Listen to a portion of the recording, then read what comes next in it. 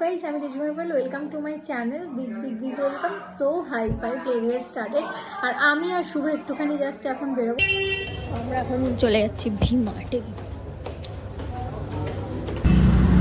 তো লাস্ট মুহূর্তে যখন শপিং করে আমরা বেরিয়ে পড়েছি তখন মনে পড়েছে যে ভিডিও করতে হবে। এখন মনে পড়ছে।